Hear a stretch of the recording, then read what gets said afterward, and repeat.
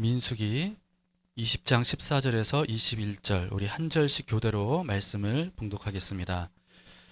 모세가 가데스에서 에돔 왕에게 사신을 보내며 이르되 당신의 형제 이스라엘의 말에 우리가 당한 모든 고난을 당신도 아시거니와 우리 조상들이 애굽으로 내려갔으므로 우리가 애굽에 오래 거주하였더니 애굽인이 우리 조상들과 우리를 학대하였으므로 우리가 여호와께 부르짖었더니 우리 소리를 들으시고 천사를 보내사 우리를 애굽에서 인도하여 내셨나이다. 이제 우리가 당신의 변방 모퉁이 한 성읍 가데스에 있사오니 청하건대 우리에게 당신의 땅을 지나가게 하소서. 우리가 밭으로나 포도원으로 지나가지 아니하고 우물물도 마시지 아니하고 왕의 큰 길로만 지나가고 당신의 지경에서 나가기까지 왼쪽으로나 오른쪽으로나 치우치지 아니하리라 하라 하였더니 에돔 왕이 대답하되 너는 우리 가운데로 지나가지 못하리라. 내가 칼을 들고 나아가 너를 대적할까 하노라. 이스라엘 자손이 이르되 우리가 큰 길로만 지나가겠고 우리나 우리 짐승이 당신의 물을 마시면 그 값을 낼 것이라. 우리가 도보로 지나갈 뿐인즉 아무 일도 없으리이다 하나 그는 이르되 너는 지나가지 못하리라 하고 에돔 왕이 많은 백성을 거느리고 나와서 강한 손으로 막으니 에돔 왕이 이같이 이스라엘이 그의 영토로 지나감을 용납하지 아니하므로 이스라엘이 그들에게서 돌이키니라. 아멘. 네, 하나님의 말씀입니다. 저는 오래전부터 큐티 그날의 본문을 가지고 이제 설교를 해왔어요. 수요일도 그렇고 주일도 그렇고. 그래서 이 설교 본문은요, 제가 선택한 본문이 아니고 저에게 주어진 본문을 가지고 저는 설교를 하는 겁니다. 그러다 보니까 이게 때로는 이 본문을 가지고 어떻게 설교를 해야 되나 참 난감할 때도 많이 있고 고민이 될 때도 참 많이 있습니다. 무슨 뜻인지도 잘 모르겠는 그런 내용들도 덜어 있었습니다. 그런데도 불구하고 제가 주어진 그 큐티 본문을 가지고 계속해서 이 설교를 하는 이유는 그게 굉장히 많은 유익이 있다는 것을 깨달았기 때문입니다. 처음에 제가 큐티 하는 교회를 이렇게 딱 그 선포하고 그러고 난 다음에 큐티 본문을 가지고 설교를 시작할 때에는 큐티 본문을 가지고 설교를 하면 여러분들이 큐티 하는데 좀 도움이 되지 않을까 이런 마음이었어요. 근데 도움이 되는지 잘 모르겠습니다. 그동안 어떠셨어요? 좀 도움이 되셨나요? 네. 근데요, 제가 그 큐티 본문으로 계속 설교를 하면서 그거보다 더 큰 유익이 있다는 것을 깨닫게 됐습니다. 그건 뭐냐 하면 설교자의 인간적인 의도가 최대한 배제된 채로 하나님의 말씀을 골고루 다양하게 전할 수 있더라라고 하는 거예요. 만약에 제가 매주 설교 본문을 제가 선택하면서 설교를 했다면 그러면 뭐 최대한 제가 그거를 방지하려고 한다 할지라도 저도 모르는 사이에 저에게 익숙한 말씀, 이미 제가 깨달은 본문, 제가 좋아하는 주제, 또 중요하다고 여기는 내용 이런 것을 선별하면서 여러분들에게 전했을 겁니다.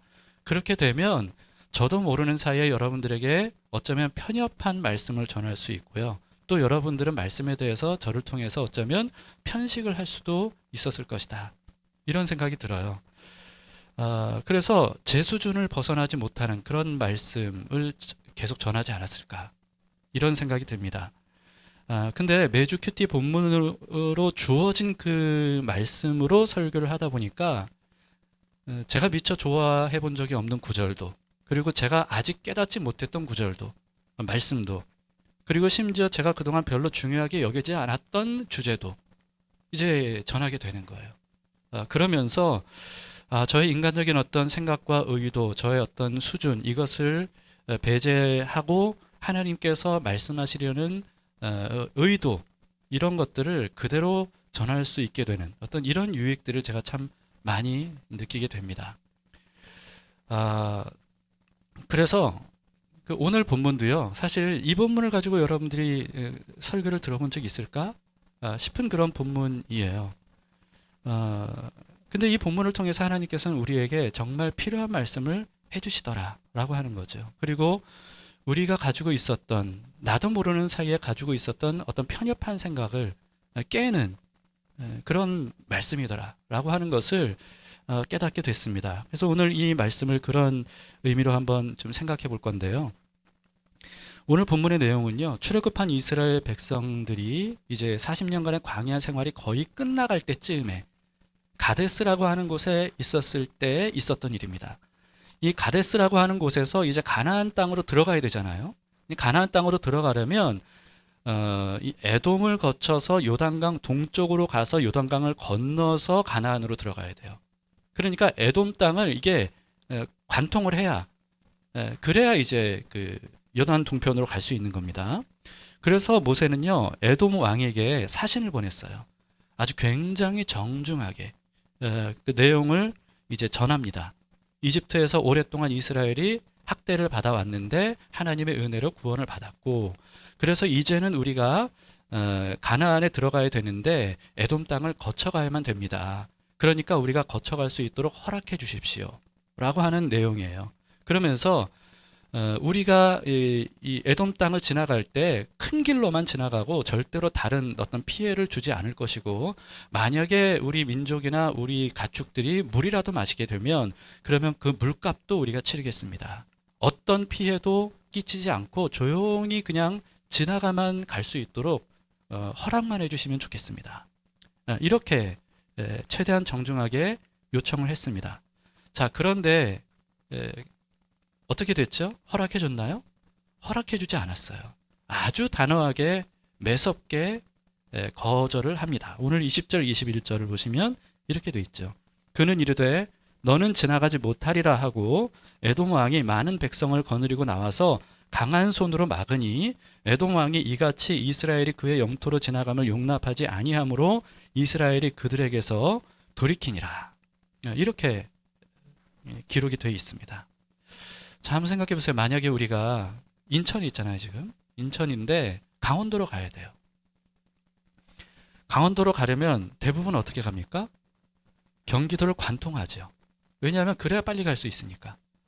근데 경기도에서 절대로 못 지나간다고 하면, 심지어 군대를 동원을 해서 지나가지 못하도록 만든다면, 그러면 우리는 어떻게 가야 되냐면요, 서해안으로, 남쪽으로, 서해안으로 돌아서 충청도를 거쳐서, 충청남도와 충청북도를 거쳐서, 여러분들이 보시기엔 반대군요. 네, 서해안으로 해서 충청남도, 충청북도를 거쳐서 완전히 삥 돌아서 강원도로 가야 돼요. 지금 이스라엘이 말하자면 그런 상황인 겁니다. 그러니까 너무 이 고생스러운 길을 갈 수밖에 없는 어떤 이런 상황이 돼버린 거예요. 근데 만약에 여러분이라면, 여러분이 그 당시에 광야에서 가나안으로 가야 되는 이스라엘 백성이었다면 어떤 생각이 들겠습니까? 만약에 내가 모세라면 이 에돔에 대해서 어떤 마음이 들겠어요? 이 매정하고 괘씸한 이 에돔, 그냥 짓밟고 싶은 마음이 들지 않을까요? 그냥 무시하고 그냥 관통하고, 만약에 막는다 그러면 전쟁을 불사하고, 그런 생각이 들지 않겠습니까? 어차피 이스라엘은 지금 가나안을 정복하러 가는 길이에요. 가나안을 정복하러 가는데 말하자면 에돔이 그것을 이렇게 자기 영토긴 하지만 어쨌든 막아서는 거 아니겠습니까? 가나안을 정복하는 김에 에돔도 정복해버리면 그러면 되지 않을까, 이런 생각을 우리가 가질 수도 있을 것 같습니다. 그러나 모세와 이스라엘은 그렇게 하지 않았어요. 그 멀고 먼 길, 고생스러운 그 길을 빙 둘러서 가게 됩니다. 에돔과의 충돌을 피하기 위함이었어요. 왜냐하면 하나님께서 이렇게 말씀을 하셨거든요. 신명기에 기록이 되어 있는데요. 신명기 2장 4절 5절입니다. 넌 또 백성에게 명령하여 이르기를 너희는 세일에 거주하는 너희 동족 에돔의 자손이 사는 지역으로 지날진대. 이게 에돔이에요. 그들이 너희를 두려워하리니 너희는 스스로 깊이 삼가고 그들과 다투지 말라. 그들의 땅은 한 발자국도 너희에게 주지 아니하리니 이는 내가 세일산을 에서에게 기업으로 주었음이라. 네, 하나님께서는 이미 이스라엘 백성들에게 에돔과는 절대로 싸우지도 말고 정복할 생각도 하지 말라. 한 발자국도 너희한테 그 땅을 주지 않았다. 이렇게 말씀하세요. 하나님은 이 에돔에게 대해서만이 아니고요, 모압에 대해서도 또 이렇게 말씀하셨습니다. 신명기 2장 9절입니다. 여호와께서 내게 이르시되 모압을 괴롭히지 말라. 그와 싸우지도 말라. 그 땅을 내가 네게 기업으로 주지 아니하리니 이는 내가 롯 자손에게 아르를 기업으로 주었습니다. 이렇게 말씀합니다. 자, 그렇다면 하나님은요, 허락하신 땅은 다른 땅이 전혀 아닌 거예요. 오직 가나안만 정복하도록 하나님이 허락하셨습니다. 에돔 땅도 모압 땅도 다른 어떤 이방 땅들도 하나님께서는 땅을 빼앗아서는 안 된다. 왜냐하면 하나님이 가나안 땅을 이스라엘 백성들에게 주실 것과 마찬가지로 이미 그들에게 하나님이 그 땅은 그 민족들에게 주셨다는 거예요. 여러분, 그렇다면 질문이 생기지 않습니까? 왜 그렇다면 하나님은 유독 가나안 땅만은 절대로 자비를 베풀지 말고 그들을 공격해서 땅을 차지하라고 하신 것일까? 라고 하는 겁니다. 이스라엘의 가나안 정복사에 대해서요, 참 많은 사람들이 오해를 합니다. 하나님께서 이스라엘을 이집트에서 구원해 내셨단 말이에요. 그리고는 하나님 나라를 세우셨어요. 하나님 나라를 세우셨는데 이 나라의 가장 근본적인 것 중에 하나가 뭐예요? 영토 아닙니까? 영토가 없으면 국가를 세울 수가 없잖아요. 그러다 보니까 하나님께서 그럼 이스라엘을 위해서 어떤 땅을 주는 게 좋을까? 가나안 땅을 주자. 거기가 젖과 꿀이 흐르는 땅이니까. 너희가 그 땅으로 가서 그 땅을 정복하고 거기서 잘 살아라. 이렇게 해서 하나님께서 가나안 땅을 정복하게 하셨다고 생각하는 사람들이 많이 있습니다. 그러나 전혀 그렇지 않습니다. 사람들은 하나님이 이스라엘을 위해서라면 이방 민족들의 땅은 얼마든지 빼앗아도 되고 그들을 죽여도 된다고 그렇게 생각해요. 그러나 전혀 그렇지 않습니다. 이런 오해들을 하기 때문에 사람들은 생각해요. 하나님께서 이스라엘이 가나안을 정복한 것, 이것은 정말 부당한 것이다. 이미 원주민이 있는데 그 땅을 정복한 것, 그건 정말 부당한 일이다. 이렇게 주장을 합니다. 특히나 구약 성경의 하나님은 피도 눈물도 없는 잔인한 분이다. 이렇게 생각하는 가장 그 대표적인 내용이 뭐냐면 이 가나안 정복사예요. 이 가나안 정복사를 사람들이 보면서 깜짝 놀라는 거죠. 하나님이 이렇게 잔인한 분이었어? 이렇게 정말 무서운 분이었어? 라고 하는 거예요. 그러나 여러분, 이렇게 생각하는 이유는요, 성경을 정말 단편적으로 읽었기 때문이에요. 이 단편적으로 읽으면, 골고루 읽지 않으면, 그러면 이런 오해를 하게 됩니다. 그래서 우리는 성경을 골고루 읽어야 되고, 오늘 본문 같은 이런 내용들도 우리는 눈여겨 볼 수 있어야 돼요. 우선 우리가 알아야 될 건 뭐냐면요, 가나안 땅은 사실 우리가 생각하는 것처럼 절대로 비옥하고 윤택한 땅이 아닙니다. 이스라엘의 사진이 요즘에 인터넷이 너무 발달됐기 때문에 검색만 해보세요. 여러분, 그 땅을 정말 그 젖과 꿀이 흐르는 땅이라고 할 수 있을지, 이스라엘의 수도인 예루살렘 한번 그 사진으로 보세요. 그리고요, 여러분, 가나안 정복은요, 이스라엘만을 위한 정복이 아니었습니다. 대부분 다른 나라의 정복사를 보면, 특히 알렉산더 이전부터, 그러니까 아수르의 정복 전쟁, 그리고 또 바벨론의 정복 전쟁, 그 다음에 또 알렉산더, 그 다음에 로마 제국, 이런 정복 전쟁, 징기스칸의 정복 전쟁, 이런 것들을 보면요, 그 목적이 뭐예요? 영토를 최대한 넓게 차지하는 거죠. 영토를 최대한 넓게 차지하는 것. 이것이 바로 모든 그 제국들의 정복의 목적입니다. 그러나 이스라엘의 가나안 정복은요, 절대로 그런 일반 정복 전쟁과는 완전히 다르다는 것을 우리는 알아야 돼요. 가나안을 하나님이 정복하라고 하신 것은 궁여지책으로 이스라엘 백성들에게 땅을 줘야 되기 때문에 정복하라고 하신 게 아니고요, 가나안에 대한 하나님의 심판이었습니다. 당시 가나안은 그대로 둬서는 절대로 안 될 정도로 극심하게 타락한 상태였어요. 특히나 이걸 알 수 있는 단편적인 게 뭐냐면, 지금도 남아있는 어떤 이와 같은 그 당시 가나안의 어떤 타락상을 보면요, 정말 그들이 섬겼던 우상들을 보면 알 수 있어요. 그들이 어떤 종교를 가지고 있었는지. 그 종교들을 보면 정말 더럽고 잔인한 우상들을 섬겼습니다. 이런 우상을 섬기는 특징이 뭐냐 하면 그런 문화를 갖게 된다는 거예요. 그런 신을 섬기면 그런 문화를 갖게 된다는 겁니다. 그러다 보니까 정말 극심하게 타락한 상태였습니다. 그런데 여러분, 이런 극심하게 타락한 나라와 민족들이 가나안에 가득 모여 살게 되면 어떤 일이 일어나냐면 주변 나라에도 굉장한 악영향을 끼친다는 거예요. 특히나 이런 어떤 나쁜 문화들은요, 굉장히 빠르게 퍼져나가게 됩니다. 그래서 하나님은 마치 암덩어리를 잘라내듯이, 그대로 두면 온몸에 퍼져버리니까, 그와 같은 암덩어리와 같은를 잘라내듯이 이스라엘을 통해서 가나안을 심판하도록 명하셨던 겁니다.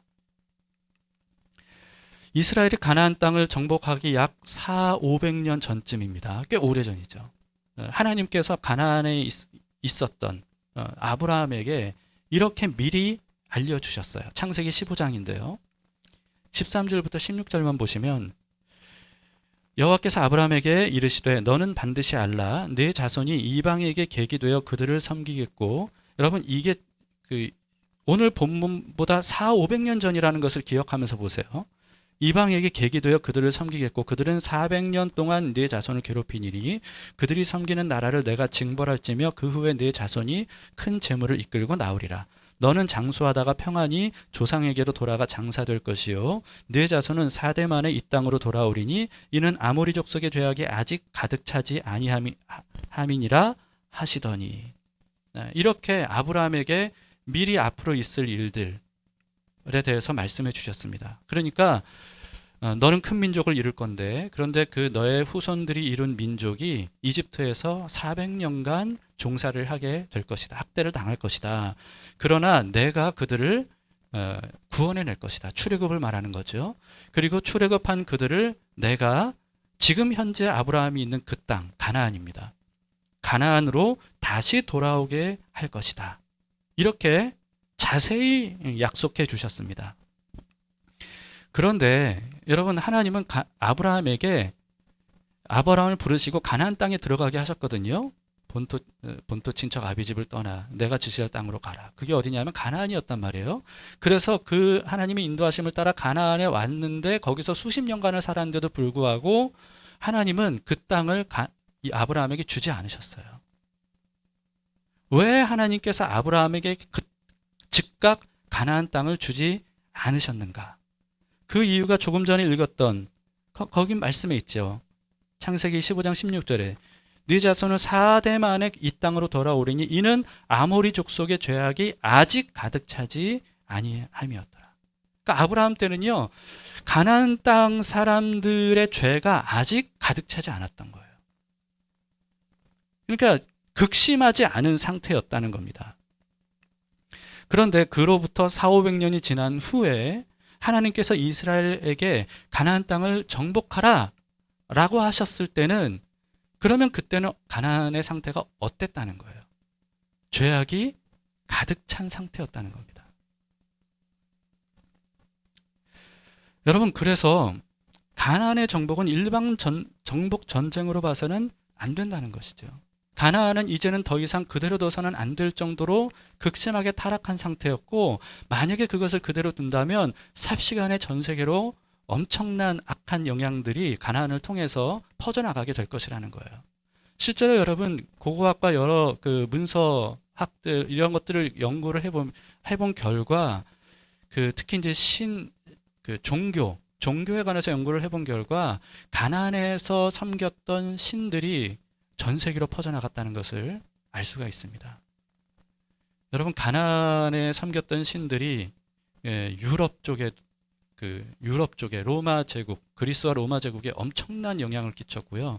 그리고 이런 영향력이 수천 년 전인데도 불구하고 오늘날 현대까지도 굉장히 많은 영향을 끼치고 있는 거예요.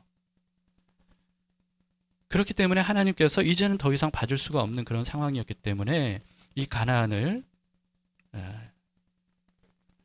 심판하도록 그렇게 하나님께서 말씀하신 것이죠. 그럼으로써 주변 여러 나라들의 더 이상의 타락을 막고, 그리고 나아가서 그 땅을 정복하게 하신 이스라엘이 하나님 나라를 거기서 이룸으로써 가나안과는 다르고, 가나안과 다르고 이집트와도 다르고 세상 어느 이방 나라와도 다른 하나님의 나라를 건설함으로써 이스라엘이 주변 나라에 선한 영향력을 끼침으로써 그동안 가나안이 끼친 악한 영향들을 희석시키고, 그리고 그들을 그들에게 하나님이 어떤 분인지, 하나님 나라가 어떤 나라인지를 알려주는 주도록 그렇게 가나안을 정복하라라고 하신 겁니다.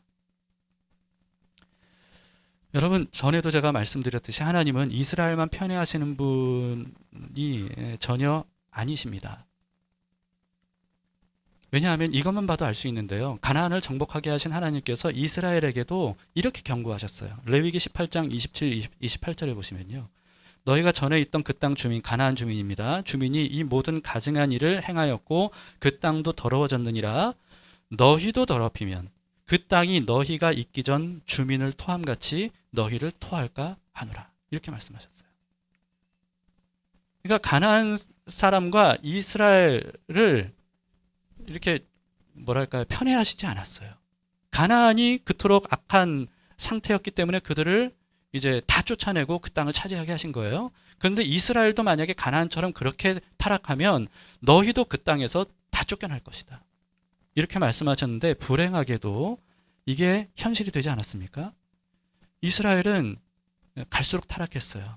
그 결과 하나님이 경고하신 대로 바벨론 제국에 의해서 이스라엘은 완전히 멸망을 당하고 다 대부분의 그 이스라엘 백성들이 포로로 끌려간 그런 구약의 역사를 우리는 볼 수가 있습니다. 여러분, 하나님은 단 한 번도 이스라엘만 사랑하신 적이 없습니다. 이방인들도 이스라엘 못지않게 다름없이 사랑하셨어요. 많은 사람들이 구약의 하나님과 신약의 하나님을 좀 다른 분으로 여깁니다. 그러나 전혀 그렇지 않습니다. 이스라엘뿐 아니라 이방인들도 구원을 얻도록 예수님을 보내주신 분이 바로 구약의 하나님이세요. 그토록 사랑한다고 정말 절절한 고백을 하신 분이 바로 구약의 하나님이십니다. 예수 그리스도께서 십자가에서 죽으시도록 내어주시는 분이 바로 구약의 하나님이시라는 것을 성경은 우리에게 수없이 증언하고 있습니다. 성경을 골고루 제대로만 읽어보면 누구나 알 수 있는 내용입니다. 이 사실을 우리는 이스라엘의 조상인 아브라함을 하나님께서 처음 부르셨을 때 하신 말씀을 봐도 알 수가 있습니다. 창세기 12장 2절 3절인데요. 내가 너로 큰 민족을 이루고 내게 복을 주어 내 이름을 창대하게 하리니 너는 복이 될지라. 너를 축복하는 자에게는 내가 복을 내리고 너를 저주하는 자에게는 내가 저주하리니 땅의 모든 족속이 너로 말미암아 복을 얻을 것이라 하신지라. 자, 하나님이 아브라함을 부르시고 뭐라고 말씀하셨습니까? 네가 지금 자식은 없지만 그러나 반드시 너는 후손이 창대하게 될 것이다. 큰 민족을 이룰 것이다. 내가 너에게 복을 줄 것이기 때문이다. 그런데 그게 다가 아니었어요. 하나님은 아브라함에게 복을 줄 것이라고 말씀하셨을 뿐만 아니라 너가 복 자체가 될 것이다. 모든 민족이 너로 인해 복을 받게 될 것이다. 네가 세상의 복이다. 나는 너를 그런 사람이 되도록 불렀다. 라고 말씀하신 겁니다. 하여튼 애초에 하나님께서 아브라함을 선택하셨던 이유, 그리고 아브라함의 후손이 이스라엘을 선택하셨던 이유, 그것은요 아브라함이나 이삭만을 위한 게 아니고 아브라함과 이삭을 통해서 모든 민족이 복을 얻게 하기 위해서 하나님이 그렇게 하신 거예요. 그렇기 때문에 하나님은요 이스라엘에게 절대로 가나안을 제외한 다른 이방 민족들에 대해서는 공격하지 말아라, 정복하지 말아라, 이렇게 말씀하셨습니다.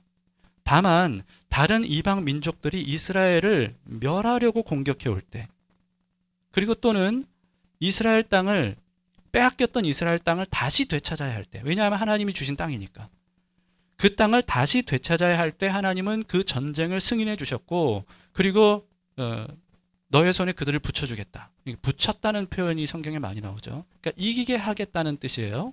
이런 경우에 하나님은 전쟁을 승인하셨고 이기도록 하셨습니다. 그렇기 때문에 여러분 생각해 보세요. 이스라엘이 가장 강성했을 때가 어느 시대였죠? 다윗 시대, 솔로몬 시대 아닙니까? 그때는요 정말 먼 나라에 있는 사람들까지 다윗과 솔로몬의 소문을 듣고 찾아올 정도였어요. 도대체 어떤 나라이길래, 그 소문을 듣고 놀라워서 찾아올 정도로 강성했던 시대였습니다. 그런데도 불구하고 다윗과 솔로몬 시대에도 이스라엘의 영토는요 그대로였어요. 빼앗긴 땅만 되찾을 뿐이었지 다른 제국들처럼 영토 확장을 하지 않았던 거예요. 왜냐하면 하나님은 가나안 땅만 하나님께서 이스라엘에게 허락해 주셨기 때문이죠. 오히려 이방 나라들과 굉장히 활발하게 여러 교역들을 했다는 것을 알 수가 있습니다. 교류를 한 거예요. 여러분, 하나님은 가나안의 극심하게 타락한 문화의 영향을 받았던 이방 나라들이 가나안을 정복하고 하나님 나라를 이룬 이스라엘을 통해서 좋은 영향을 받기를, 좋은 영향을 끼치기를 바라셨습니다. 그로 인해서 세상 모든 민족이 이스라엘을 통해 나타나신 하나님, 도대체 그 하나님이 어떤 분인가 궁금해하고, 그리고 그분을 알아가고, 그리고 결국은 그분을 믿고, 그래서 하나님께로 돌아와서, 그래서 멸망에 처할 수밖에 없었던 모든 생애가 돌이켜서 하나님께 구원을 얻기를 하나님은 원하셨던 겁니다. 하나님은 이스라엘을 통해서 이방 모든 민족들이 구원을 얻고 복을 얻기를 원하셨던 거예요. 그렇기 때문에 여러분, 하나님은 에돔에 대해서 이스라엘이 최대한 정중하게 대하도록 명하셨습니다. 힘들고 멀리 돌아가야 되는 한이 있더라도, 그렇더라도 절대로 에돔과 싸우지 않도록 명하셨어요. 그런데 이스라엘 민족은요, 이와 같은 하나님의 뜻을 전혀 깨닫지를 못했습니다. 시간이 지날수록 이 잘못된 선민 사상으로 가득 찬 이스라엘 백성들이 되어버렸죠. 그래서 이 잘못된 선민 사상 때문에 어떤 생각을 하게 된 겁니까? 하나님은 이스라엘만을 위한 하나님이시다. 그래서 이스라엘 민족만 구원받는다. 이런 생각을 갖게 된 거예요. 그래서 이방인들에 대해서는 무조건 마치 지옥의 딸감인 것처럼 그렇게 취급을 해버렸습니다. 그래서 여러분, 이런 생각, 이런 마인드, 이런 어떤 종교 의식, 이런 우월 의식을 가지고 있는 이스라엘이었기 때문에 이방 민족에게 좋은 영향을 끼칠 수 있었겠습니까? 그럴 수가 없었던 거죠. 여러분, 그런데 부끄럽게도 우리 시대의 교회도 참 별반 다르지 않은 모습을 그동안 너무나도 많이 보여왔습니다. 예수님께서 이방인들에게도 구원의 길을 열어놓으셨기 때문에, 그렇기 때문에 유대인이 아닌 이방인인 우리도 구원을 얻었다는 사실을 우리 모두는 다 알고 있어요. 이건 정말 하나님의 놀라운 은혜라는 것을 우리는 다 알고 있습니다. 그런데도 불구하고 다 알고 있으면서도 희한하게 잘못된 선민 사상에서 나온 우월 의식을 가지고 있는 기독교인들이 너무나도 많다는 거예요. 특히나 스스로 자신의 신앙에 대해서 자부심을 가지고 있는 사람일수록 이런 오류에 빠지는 경우가 참 많이 있습니다. 나는 하나님의 자녀인데 너는 예수님 안 믿으니까 지옥 자식이다. 이런 식의 생각. 그렇기 때문에 그들에 대해서 함부로 말하고 함부로 대하는 경우가 많이 있다는 겁니다. 이런 사람들이 한둘이 아니에요. 부인할 수 없게 너무나도 많은 게 한국교회의 모습이었습니다. 그러다 보니까 세상 사람들이 그리스도인들에 대해서, 교회에 대해서 뭐라고 말합니까? 무례한 기독교라고 말합니다. 무례한 기독교, 아나무인 기독교, 자기밖에 모르는 기독교, 교만한 기독교, 이렇게 말해요. 심지어 잘못된 선민 사상을 가지고 있는 기독교인들이 어떻게 생각을 하냐면요, 세상 모든 것들은 다 하나님의 것이다. 그런데 우리는 하나님의 자녀다. 그렇기 때문에 세상 모든 것은 우리 것이다. 이런 논리를 가지고 있는 사람들이 있습니다.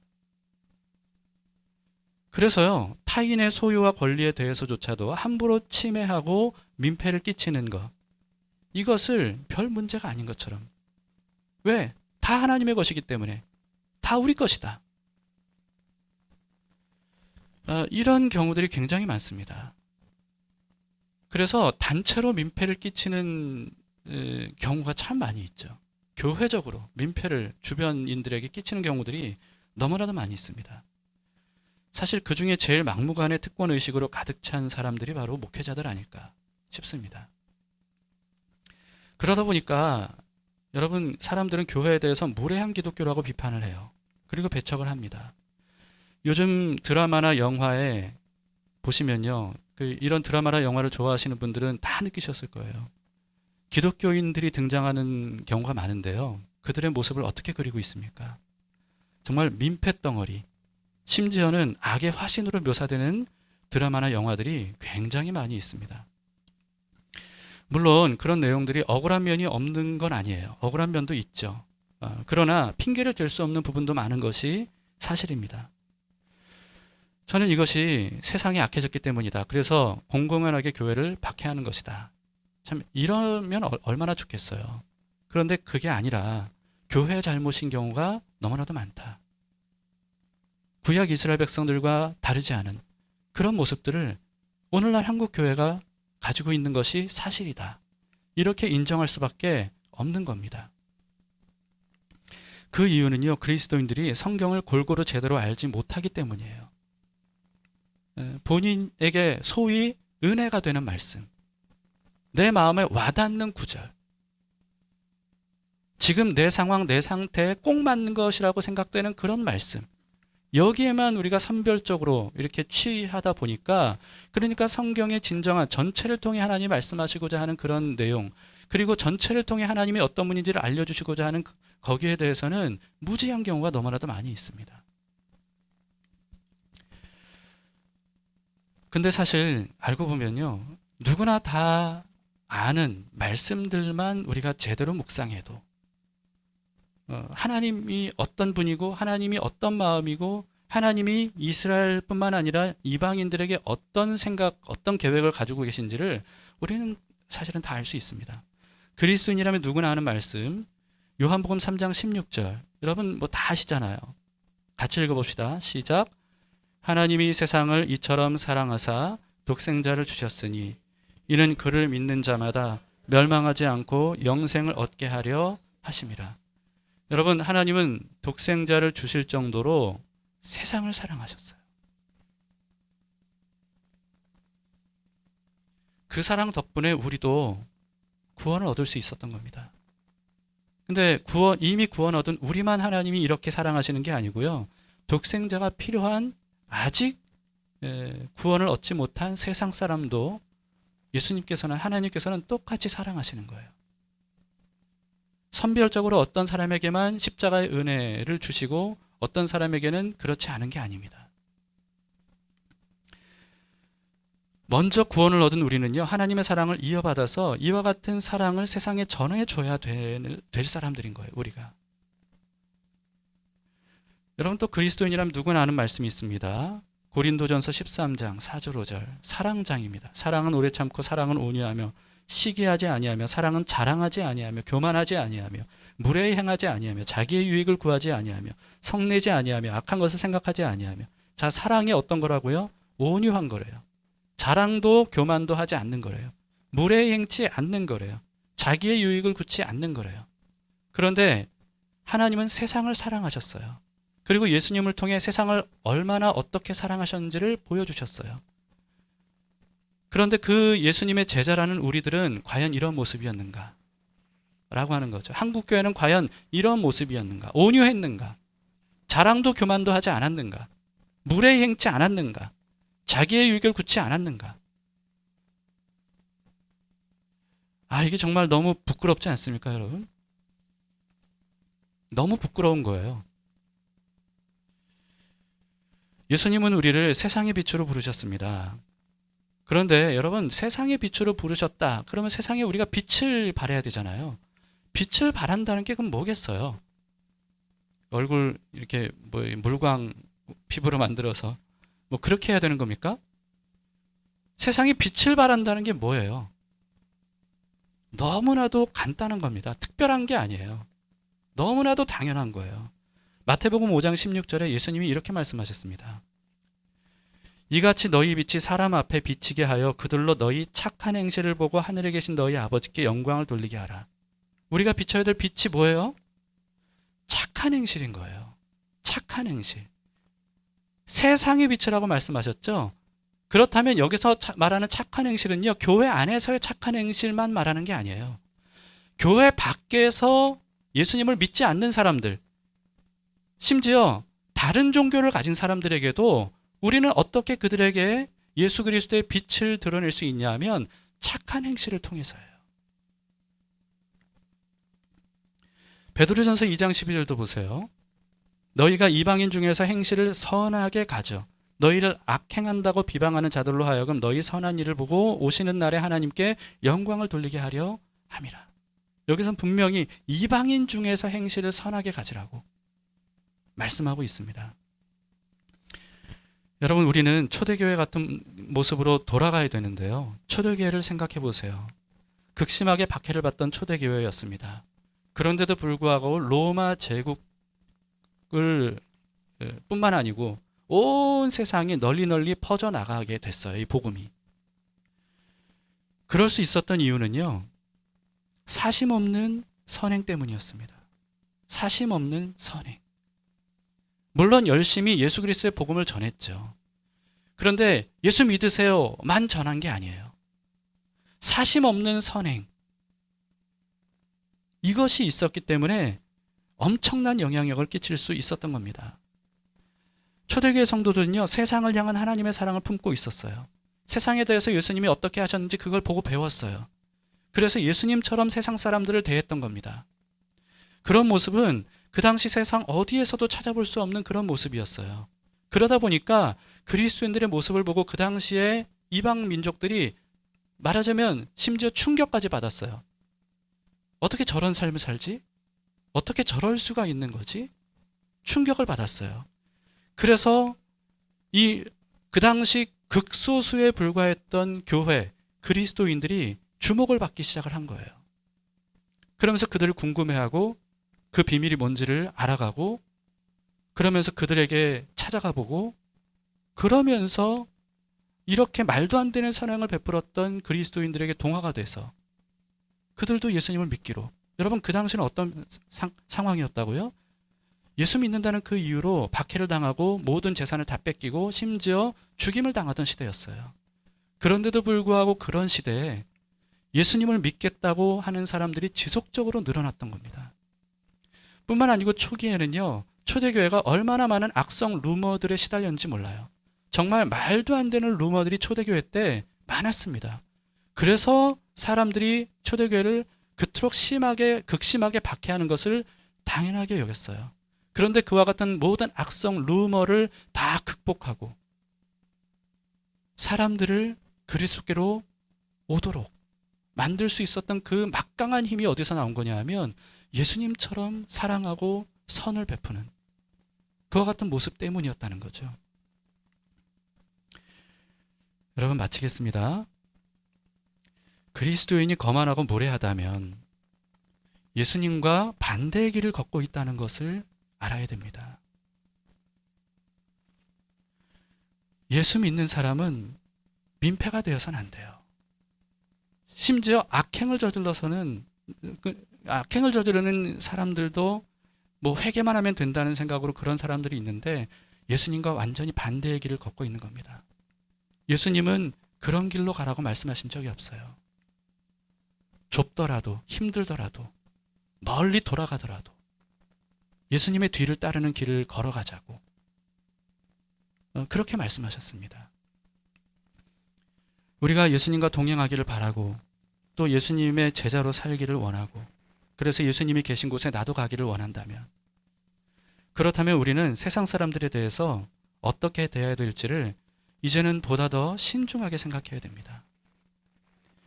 하나님은 이 매몰차게 거부할 뿐만 아니라 군대를 동원해서 철저하게 그 경계선을 막고 있었던 에돔에 대해서 절대로 맞서 싸우도록 말씀하지 않으셨어요. 그들이 먼저 공격하지 않는 한 절대로 맞서 싸우고 그들에 대해서 한 발자국도 땅을 정복해서는 안 된다 말씀하셨습니다. 오히려 에돔 땅에게 최대한 정중하게 대하도록 하셨고 그리고 불편과 손해와 희생을 감수하는 한이 있더라도 그렇더라도 돌아가라. 하나님은 그렇게 말씀하신 겁니다. 물론 에돔은 이와 같은 이스라엘 백성과 하나님의 마음을 알아주지 못했습니다. 이스라엘에게 좋은 영향을 얻었으면 좋았겠지만 이스라엘도 잘못했고 또 그런 이스라엘을 괴롭혔던 것이 에돔 민족, 모압 민족, 그 주변 나라들이었어요. 결국은 이들도 그래서 하나님에 의해서 심판을 당하는 불행을 겪게 되죠. 그러나 하나님이 애초에 원하셨던 건 뭡니까? 이스라엘을 통해서 좋은 영향을 주변 이방 나라들에게 뿜어내기를 주님은 원하셨던 겁니다. 세상이 몰라줄지라도 우리는 이와 같은 태도를 유지해야 돼요. 그러면 결국 다는 아닐지라도 우리를 통해서 세상 사람들이 예수님이 어떤 분인지를 깨닫게 될 겁니다. 그리고 예수님을 알고 싶어 할 거예요. 그리고 결국은 예수님께 돌아오는 사람들이 있지 않겠습니까? 오늘날 전도가 안 된다, 한탄합니다. 그러면서 세상이 악해졌기 때문이다 말합니다. 사실이 아니에요. 세상이 이전보다 더 악해졌기 때문에 전도가 안 되는 게 아니에요. 교회가 악해졌기 때문에 전도가 안 되는 겁니다.